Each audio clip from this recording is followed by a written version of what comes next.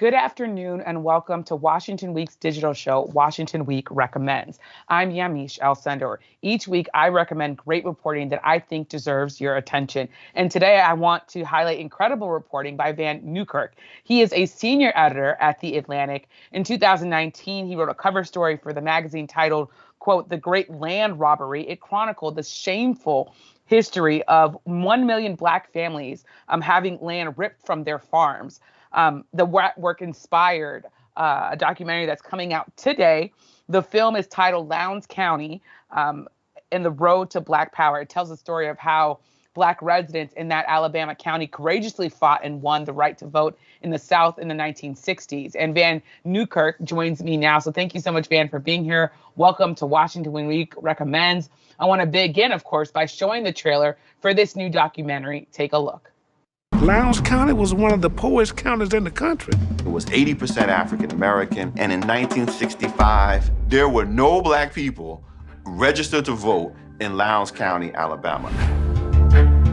It was a dangerous time. People were followed, people could lose their jobs. A lot of Black people came up missing. That's why it's called Bloody Lowndes. It is called that because of the absolute unrelenting violence if you're trying to register to vote. They were literally putting their lives on the line.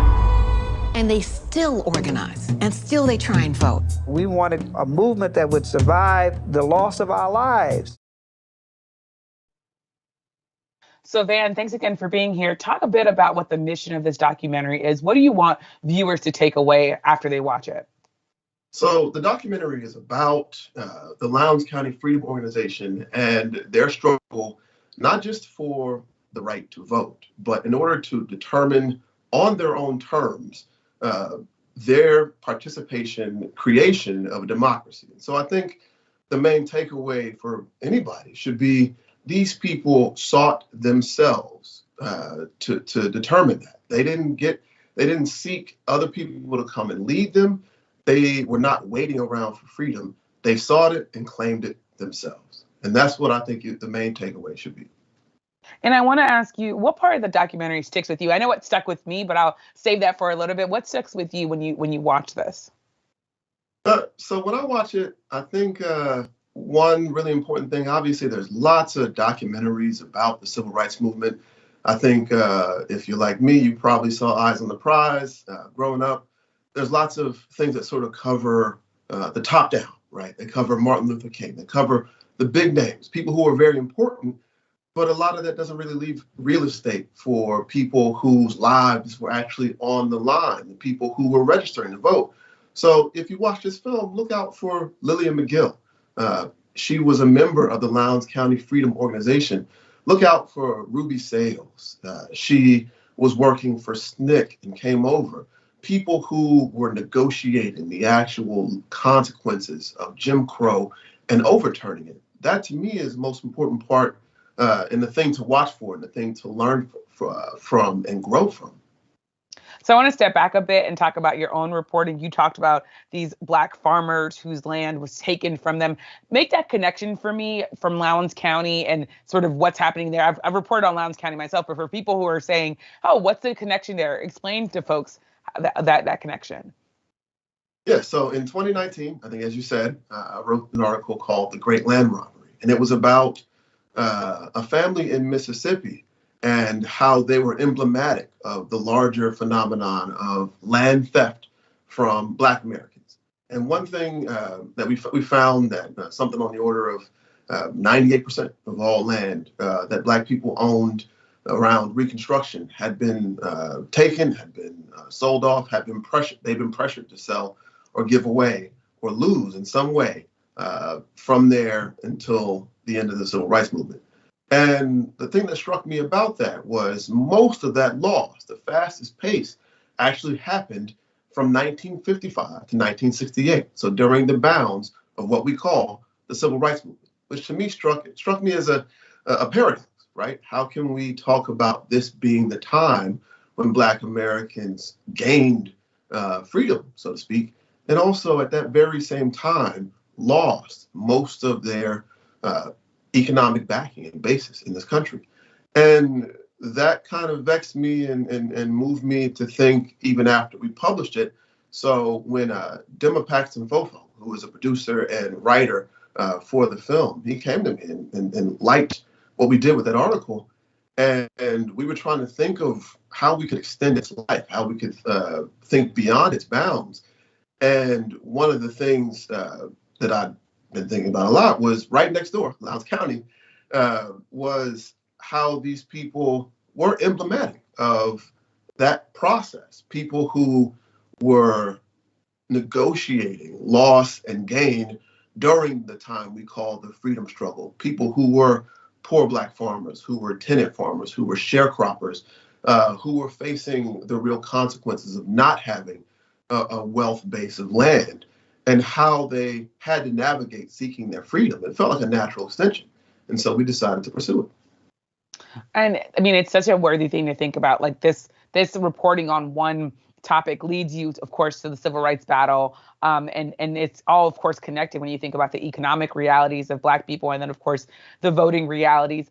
You talk about the idea that the part of this mission of this documentary is to talk about self-determination, that Black people in Lowndes County, they were doing this for themselves. They weren't waiting around, as you said.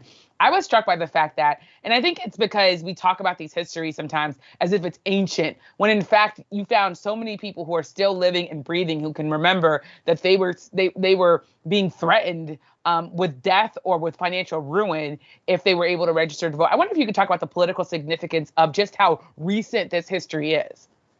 Right. These are not just people who are still living. These are people who are still working, people who still get up, maybe taking grandkids to school, people who are still building, who are part of building and navigating their communities today. And so I think, there's a kind of compulsion often to treat the civil rights movement to only show Black and white photos, for example, to do these really, grainy imagery. And we wanted to show what people who were going and working in Lowndes County today, what they look like, what people who, where they were in their lives. And so when you look at and you see, I think an interview with a person like a Lillian McGill, who to me, she's the same age as my grandparents, people who I talk to and engage with every single day, people who were not even middle-aged adults when I was a kid, right? Like you think about how vibrant and how present she is. And then you also wonder, why is it that we have institutionally pigeonholed the civil rights movement as something that's so far away and so distant? It really is present. It really is a part of their lives, of their children's lives. And they are people who their community, they look up to for guidance. And so it still courses through the veins of all the people who live there. It's still something that's real. It's still something, the freedom struggle is something that's ongoing. Yeah.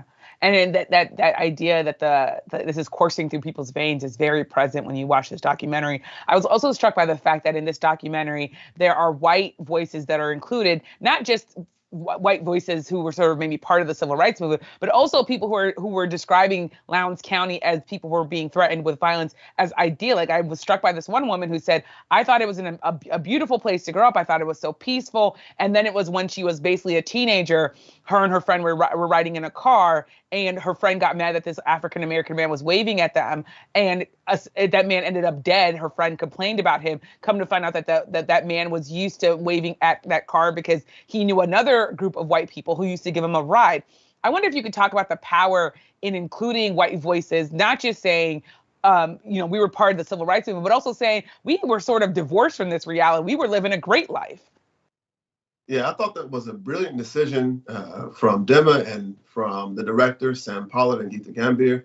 I thought you couldn't really tell this story without getting a perspective and understanding just what the white folks in Lowndes County, who were a minority in that county, what they were fighting to protect. And they were fighting to protect, they built an ideal for white people based on hegemony, based on oppressing Black people. And so I think the way it's presented in the film, it's really instructive. You get to see that sort of how that ideal is maintained, and you see that it is maintained by violence. That's why they call it Bloody Lounge. You see that it's also hidden often from people like white women who aren't always present to see the consequences of quote unquote protecting them.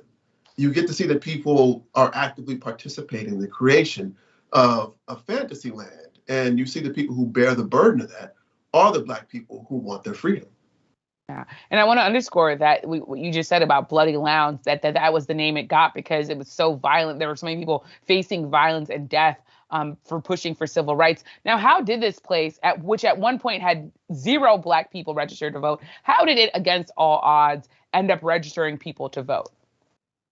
So you look at the story focuses on John Hewlett, who was the first person, came back to Lowndes County after leaving and getting a cosmopolitan experience. He comes back and he decides he's going to register to vote.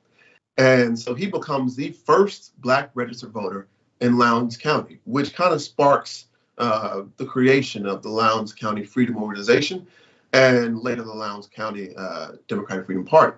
So he becomes himself, again, not outsiders, not people who are coming down from Atlanta or Washington to lead them to freedom.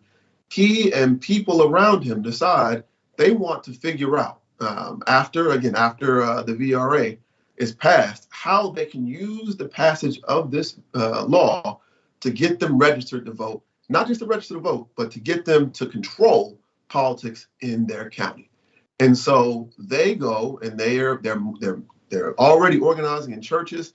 They end up getting assistance from SNCC in figuring out how to organize, how to keep sustained pressure on that system, and how to inform people about the process. Because if you've never voted, you don't know what the sheriff does. You don't know how to even go and register and cast a ballot. So over the course of a year, really, they engage in 150 years of development of democracy. People learn how civics work. They go out, they learn how to stand in line, how to cover for each other. They figure out a praxis for getting around intimidation. In many cases, they set up tent cities and live and sleep and eat in these tents because they understand that most of them are sharecroppers, and so they can be evicted if they go and try to vote. And again, in a very short time, they develop this entire system that's going to allow them to go and register en masse and vote, and they do it. And in talking about that history, I also want to ask you about the history of the Lowndes County Freedom Organization that initially clashed with the Democratic Party, and then that changed overall. What's that evolution to show us about sort of how things went along and how they were able to, at some point, form an alliance with the Democratic Party? Yeah, so in Alabama in 1965 and 66, the Democratic Party was the party of white supremacy, and it was the only party in the state. So the way they control things, it wasn't really like the general election mattered all that much in Alabama. The thing that mattered was a primary. And so they control things at the level of the primary. And so people had to navigate. It wasn't just like we're going to go and claim our right to vote and go vote for a Republican, somebody else to be the governor. We had to engage at the party level. So what the Lowndes County voters wanted to do, if the Democratic Party didn't want to allow them to be a part of that machinery, they decided they were going to make their own thing, the Lowndes County Freedom Party. And so they built that. They called it a Democratic Party. They knew they were going to put candidates in who were likely going to, if they ever were elected, caucus with Democrats. But they understood that they had to essentially make their own party mechanisms and apparatuses in order to even do that. So essentially, the myth that Black people were going to get the right to vote and we were going to create a multiracial democracy immediately is punctured because no white Democratic voters vote for any of the Black candidates on the ballots. And so they realized that the only way they're going to move this thing forward is if they put their own slate of candidates forward as a Lowndes County Freedom Party and vote for them as a Black unit. Yeah. And that's how they tried it. I want to also ask you, as we come to a close here, about how this all connects to the present day. You have people who are pointing out that there are rural Black people whose votes are being suppressed. That's what some critics say of those voter laws that we've seen passed mainly by Republican legislatures. We also have this idea that we're having a conversation about voter fraud claims, and that often is also targeting African Americans, minority populations. Tell me a little bit about what you make of the history that we see in this documentary and the present day fights that we're seeing. Well, I would caution to say that what we're seeing in the documentary isn't necessarily history. It is something that is living in all of our considerations around voting rights. You see there that the VRA in '65 didn't flip a switch. It didn't create the conditions by which Black people could engage in democracy immediately. Black people had to seek it and fight for it themselves, and they had varying levels of success in doing that. I think about the fact that after Shelby County versus Holder was passed in 2013, you had a raft of voter ID laws. And you really dig down on who those laws were targeting. It was people like the people we're interviewing in this documentary. It's people like Lillian McGill, folks who are older, likely Black women who are living in rural places who could not go to a county registrar and seek their birth certificates when they were children, because that's not something that Black people did. So this is not, I think, a history that is sort of reanimating or a shadow of the past, as people like to call voting rights issues today. It is a continuation of the very thing. And when you watch it and you think about the lives of these people and the fact that they were affected by this in '65 and in 2013 and by any laws we pass today, you realize that it's a continuation. It's continuing. Well, certainly a lot to talk about. Thank you so much for coming on, Vann, and for joining us and for sharing your reporting. I hope that others will watch the documentary and check it out. Thank you all for watching. Of course, Washington Week Recommends. You can find us here every Friday at 12:30 p.m. Eastern. Be sure, of course, to also tune into Washington Week tonight on PBS. We'll discuss the changes in House, Democratic and Republican leadership, and the latest on the investigations and prosecutions stemming from the Capitol attack. So thank you so much again for watching, and we'll see you tonight.